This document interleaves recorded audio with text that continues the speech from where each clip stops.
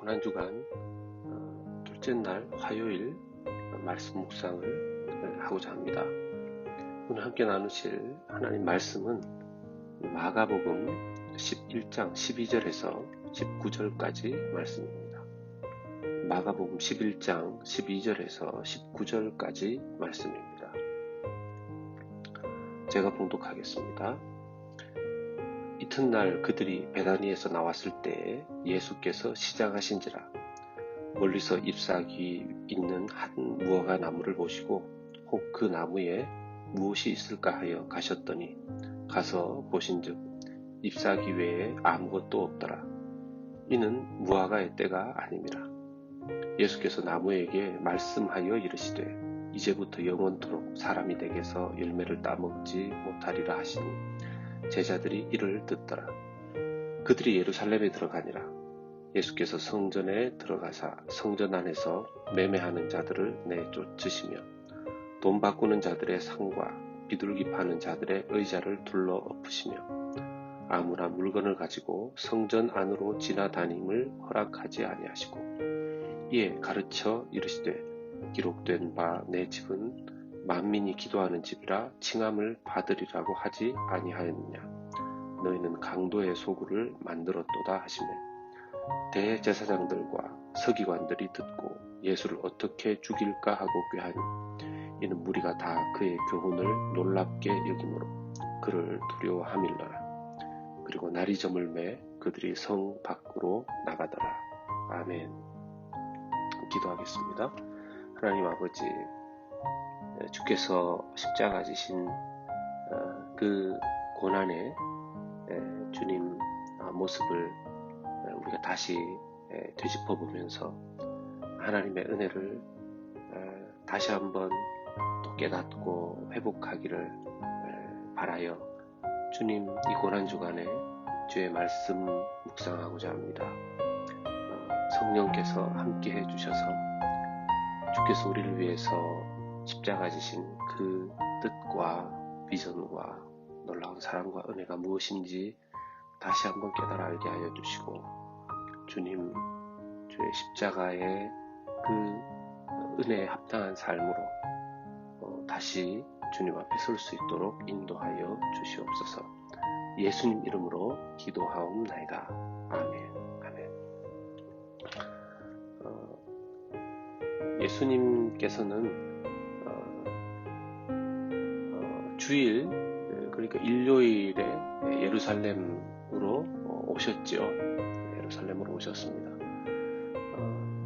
그리고 이제 둘째 날 그러니까 월요일에 이제 오늘 본문의 이 사건을 이루시고 또 보여주십니다. 오늘 제목을 이 마가복음 11장 12절에서 19절의 제목을 심은 것을 내지 않은 이스라엘, 심은 것을 내지 않은 이스라엘이라는 제목을 붙여봤는데요. 뿌린 대로 거둔다 하는 그런 말이 있습니다. 심은 대로 거둔다 하는 그런 말이 있죠. 같은 말입니다. 그런데 이사야서 5장 2절 말씀을 보면 땅을 파서 돌을 제하고 극상품 포도나무를 심었도다. 그 중에 망대를 세웠고 또 그 안에 술틀을 팠도다. 좋은 포도 맺기를 바랐더니 들포도를 맺었도다 하는 말씀이 있습니다. 아니 뿌린 대로 거두면 심은 대로 거두면 그게 상식적인 것인데 이사야서에 나오는 이 말씀을 보면 극상품 아주 가장 좋은 포도나무를 땅에 심었는데 나중에 좋은 포도 맺기를 바랬는데 들포도를 맺었다는 겁니다. 들포도라는 것은 악취를 풍기는 야생포도라고 합니다. 아주 최고의 열매를 맺을 수 있는 포도나무를 심었는데 그 열매는 희한하게도 거의 먹을 수 없는 그런 야생 포도를 맺었다는 거죠.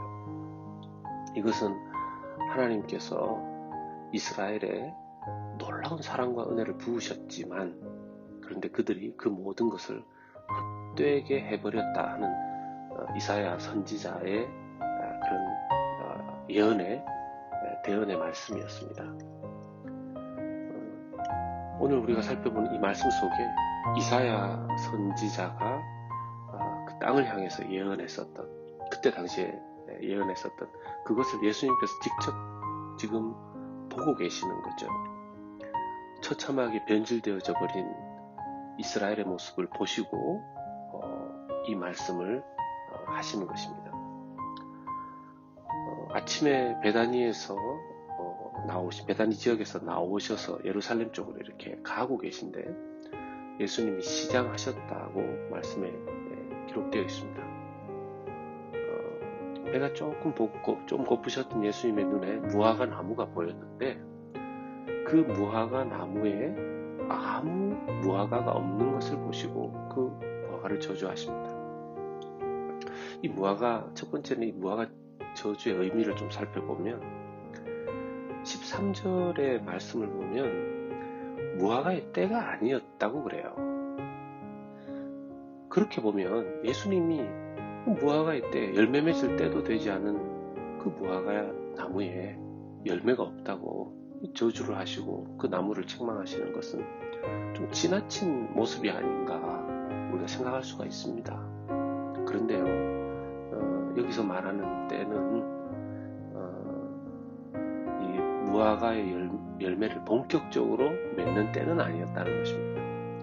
무화과가 본격적으로 열매 맺는 때는 8월에서 10월 정도라고 해요. 그런데 이 때가 예수님께서 지금 말씀하신 이 때는 한 4월경으로 봅니다. 본격적으로 무화과 열매를 많이 내는 그 가을철이 아니는 것이죠. 봄입니다. 그런데 무화과는 1년에 2번 열매를 맺는다 그럽니다. 그 가을철에는 가장 맛있고 풍성한 열매를 맺고 4월 달에는 그 봄쯤에는 이른 무화과 열매, 그러니까 가을처럼 그렇게 풍성하고 많은 열매들은 아니지만 나름 그래도 작은 열매라도 이른 무화과 열매를 맺는 때가 바로 4월 봄경이라는 것이죠. 바로 그 열매가 없었다는 것입니다. 단순히 그냥 무화과가 없다고 그렇게 예수님께서 책망하시고 저주하신 것이 아니라는 거죠. 이른 열매가 있어야 되는데, early fruit이죠. 이른 열매가 있어야 되는데 없는 이 무화과 나무를 보시고 책망하신 것입니다. 그런데 이 한 사건 그냥 자체만 놓고 볼 수는 없겠죠. 분명히 이것에는 어떤 예수님께서 가르쳐 주시고 싶어 하시는 상징적인 무엇인가가 있다고 봐야 할 것입니다. 뭘까요? 이 이스라엘은 우리가 이 무화과가 이스라엘을 상징한다고 보면 적절할 것입니다. 하나님께서 이스라엘에게 큰 열매를 얻지 못하셨더라도 적어도 이른 무화과 열매 정도쯤은 되는 작은 열매, 그런 이른 열매 정도는 있을 것을 기대하셨던 것이죠. 하나님께서 이스라엘 백성들을 선택하시고 그들에게 은혜를 부어주시고 또 사랑하셨습니다. 선민 아닙니까? 그렇게 큰 열매는 아직까지 맺지 못했다 할지라도 이른 열매, 작은 열매 정도는 맺었어야 될 것입니다. 그런데 이스라엘은 그 역할을 못 해낸 것이죠. 이 땅에 하나님의 영광을 좀 드러내고 하나님 나라를 알리는 첫 역할, 그걸 못 해낸 것이죠. 그런 의미에서 예수님 이 무화과 사건을 통해 이스라엘을 책망하시는 그런 모습이라고 할 수 있겠습니다.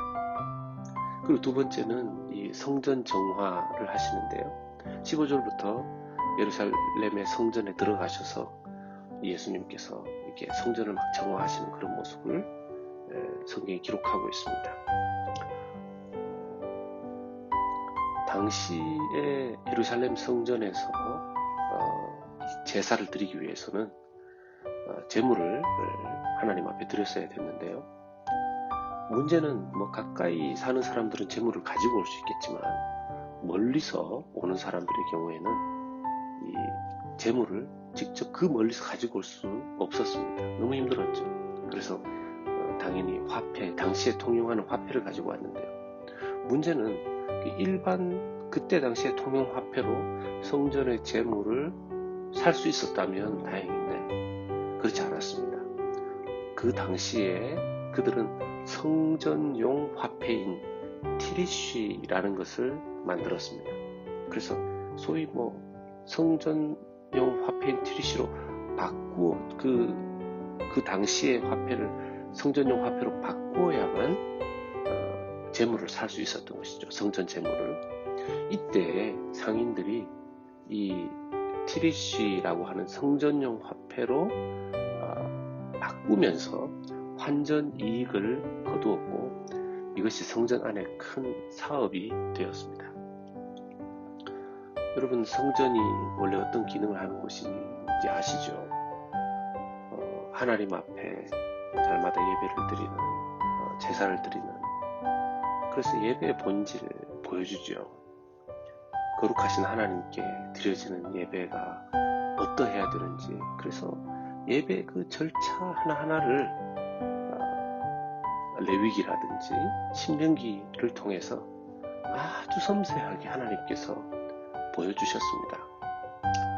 그리고 죄를 지은 인간은 어떻게 하나님 앞에 그 죄 사함을 위해서 제물을 드리고 또 용서를 구하고 또 그 일을 위해서 제사장이 부름을 받고 세워져서 하나님과 인간 사이에 그 중보의 역할들을 보여주었고 그 거룩하신 하나님 앞에 나아가려면 어떻게 해야 되는지, 거룩을 잃어버린 사람들이 어떻게 다시 거룩을 회복하는지, 그걸 보여주는 장소와 또 그 기능과 사명을 감당하는 곳이 성전이었고 그 안에 있는 제사장이라고 할 수 있습니다. 그런데 하나님과 교제하고 하나님의 임재를 상징하는 거룩한 장소에서 그런 상업적 행위가 일어나는 것을 보고 예수님이 분노하셨던 것이죠. 그래서 그 다음으로 우리가 생각해 볼 것이 왜 예수님께서 십자가를 지시는, 이제 금요일이면 십자가를 지시는데요, 그 주간의 월요일에 이런 일을 하셨을까 하는 것입니다. 무화과 나무에 기대했던 그 첫 이른 열매, 4월 달에 있어야 될 그 이른 열매를 못 보셨고 성전의 거룩한 그 기능을 상실해버린 그 성전의 모습을 보신 예수님은 자기의 십자가의 길을 반드시 가야 한다는 그 분명한 비전의식과 사명의식을 더 확실하게 하셨을 것입니다.